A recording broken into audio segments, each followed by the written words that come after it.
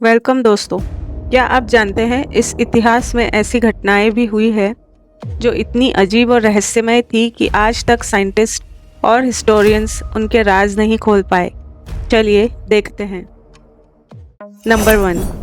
ज़रा सोचिए, अगर आपको कोई ऐसी मम्मी दिखाई दे जो सैकड़ों साल बाद भी जिंदा इंसान जैसी दिखती हो, जिसकी चमड़ी मुलायम हो, आंखें झपकती हुई लगे और चेहरे पर मासूमियत हो, तो आप क्या सोचेंगे? ये किसी हॉरर मूवी की कहानी नहीं, बल्कि हकीकत है, और इसका नाम है रोज़ेलिया लोम्बार्डो, दुनिया की सबसे रहस्यमय मम्मी। रोज़ेलिया लोम्बार्डो इटली के सिसिली में रहने वाली सिर्फ 2 साल की बच्ची थी। साल 1920 में अचानक निमोनिया से उसकी मौत हो गई। उसके पिता मारियो लोम्बार्डो अपनी बेटी की मौत से इतने टूट गए कि उन्होंने इसे हमेशा जिंदा जैसा बनाए रखने की ठान ली।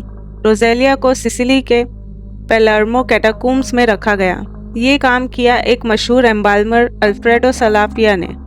उसने अपनी एक सीक्रेट टेक्निक का इस्तेमाल किया। उस टेक्निक में उसने ऐसे केमिकल्स मिलाए जिनसे रोज़ेलिया की बॉडी सड़ने के बजाय आज तक वैसी ही बनी हुई है। आज लगभग 100 साल बाद भी रोज़ेलिया को देखना किसी चमत्कार से कम नहीं है। उसकी स्किन बिल्कुल नरम और जिंदा इंसान जैसी लगती है। उसके सुनहरे बाल अब भी साफ साफ दिखते हैं। सबसे अजीब बात यह है कि उसकी आंखें खुलती और बंद होती नजर आती है। कई लोगों ने दावा किया कि वो हमें देख रही है। साइंटिस्ट का कहना है कि उसकी आंखें असल में नहीं झपकती, बल्कि रोशनी और कैमरे के एंगल की वजह से ऐसा लगता है।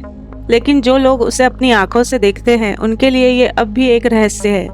रोज़ेलिया को दुनिया द स्लीपिंग ब्यूटी कहती है, क्योंकि उसे देखकर लगता है कि जैसे वो सिर्फ सो रही है और किसी भी पल जाग जाएगी।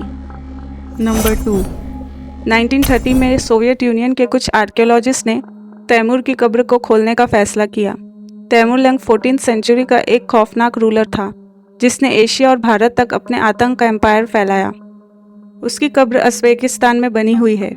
जब तैमूर की कब्र खोली गई, उस पर एक अजीब चेतावनी लिखी थी, जो कोई भी मेरे मकबरे को खोलेगा, उस पर मुझसे भी बड़ा कातिल हमला करेगा। 17 जून 1941 को तैमूर की कब्र के ऊपर का पत्थर हटाकर उसकी कब्र खोली गई। लेकिन जैसे ही ये हुआ, हिस्ट्री में सबसे भयानक वॉर शुरू हो गया।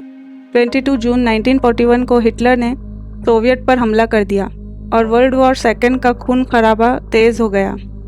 हिटलर ने 3 मिलियन से ज़्यादा सोल्जर्स, 3500 टैंक्स और हज़ारों एयरक्राफ्ट्स डिप्लॉय किए। सोवियत फोर्स बिल्कुल भी प्रिपेयर नहीं थी, क्योंकि हिटलर और स्टालिन के बीच एक नॉन एग्रेशन पैक्ट साइन हुआ था, जिसमें दोनों ने एक दूसरे पर अटैक ना करने का वादा किया था। लेकिन हिटलर ने ये वादा तोड़ दिया। इस वॉर में करीब 4 मिलियन लोग मारे गए। लोगों ने इसे तैमूरलंग के श्राप से जोड़ दिया। जब सोवियत नेताओं को ये श्राप याद आया, उन्होंने तैमूर को सम्मान के साथ वापस उसकी कब्र में दफनाने का आदेश दिया। कहा जाता है कि कुछ ही वक्त बाद वॉर की दिशा बदल गई और जर्मनी की हार शुरू हो गई।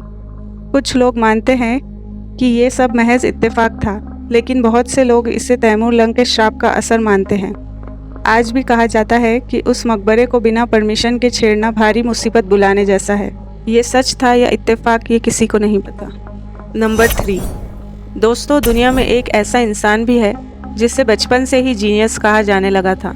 सिर्फ 3 साल की उम्र में 4 भाषाएं बोलता था, 4 साल की उम्र में कॉलेज लेवल का मैथ सॉल्व करता था और 8 साल की उम्र में नासा ने उसे काम पर बुला लिया था। ये है साउथ कोरिया के किम उंग योंग, जिन्हें दुनिया के सबसे इंटेलिजेंट इंसानों में गिना जाता है। किम उंग योंग का जन्म 1962 में साउथ कोरिया में हुआ। 6 महीने की उम्र में उन्होंने बोलना शुरू कर दिया था। 3 साल की उम्र तक वो कोरियन, जापानीज, जर्मन और इंग्लिश, ये 4 भाषाएं फ्लुएंटली बोलने लगे। 4 साल की उम्र तक उन्होंने कॉम्प्लेक्स कैलकुलस और डिफरेंशियल इक्वेशंस हल करना शुरू कर दिया था। उनका IQ 210 मापा गया, जो उन्हें गिनीज वर्ल्ड रिकॉर्ड में जगह दिलाता है, जबकि आइंस्टाइन का IQ लेवल 190 था। तो आप सोच सकते हैं कि क्यों उन्हें वर्ल्ड्स स्मार्टेस्ट बॉय कहा जाने लगा। सिर्फ 8 साल की उम्र में किम उंग योंग को नासा ने अमेरिका बुला लिया। वहाँ उन्होंने एक रिसर्चर की तरह काम किया और बहुत कम उम्र में स्पेस साइंस की दुनिया में नाम कमा लिया। लेकिन सबसे बड़ा चौंकाने वाला पल तब आया जब किम उंग योंग ने नासा की नौकरी और शोहरत छोड़कर साउथ कोरिया लौटने का फैसला किया। उन्होंने कहा, life is not about being the smartest person, it's about being happy and living normally. आज किम उंग योंग साउथ कोरिया में एक प्रोफेसर और मोटिवेशनल स्पीकर है। वो लोगों को ये सिखाते हैं कि सच्ची सफलता सिर्फ दिमाग की ताकत में नहीं, बल्कि दिल की शांति और खुशहाल जिंदगी जीने में है।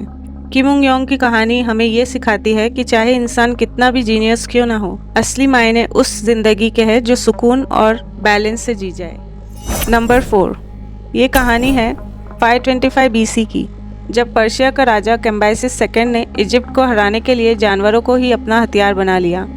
उस वक्त इजिप्ट का फेरो सेम्टिक थर्ड था। पर्शिया का राजा कैम्बाइसिस सेकंड इजिप्ट पर कब्जा करना चाहता था। पेलुसियम इजिप्ट का एक मजबूत किला और एंट्रेंस गेट था, जहां दोनों सेनाओं का सामना हुआ। हेरोडोटस जैसे प्राचीन हिस्टोरियंस ने लिखा है कि कैम्बाइसिस सेकंड को पता था कि इजिप्शियंस बिल्लियों को देवी बास्टेट का रूप मानकर पूजते हैं, इसीलिए उसने चाल चली। पर्शियन सैनिकों ने अपनी ढालों पर बिल्लियों की तस्वीरें बना ली। कई सैनिकों ने असली बिल्लियों को आगे की लाइन में छोड़ दिया। इजिप्शियंस बिल्लियों को नुकसान पहुंचाने से डरते थे, क्योंकि ये उनके धर्म और आस्था के खिलाफ था। फिर क्या था, मिस्र की सेना सही तरह से हमला नहीं कर पाई और पर्शियन सैनिक आसानी से आगे बढ़ते गए। पेलुसियम की खतरनाक लड़ाई में इजिप्ट हार गया। इसके बाद कैम्बाइसिस सेकंड ने पूरे इजिप्ट पर कब्जा कर लिया और खुद को फेरो घोषित किया। कुछ हिस्टोरियंस मानते हैं कि ये कहानी थोड़ी बढ़ा चढ़ाकर बताई गई है, लेकिन ये बात साफ है कि कैम्बाइसिस सेकंड ने इजिप्ट की धार्मिक आस्था का फायदा उठाकर जीत हासिल की। आपको क्या लगता है?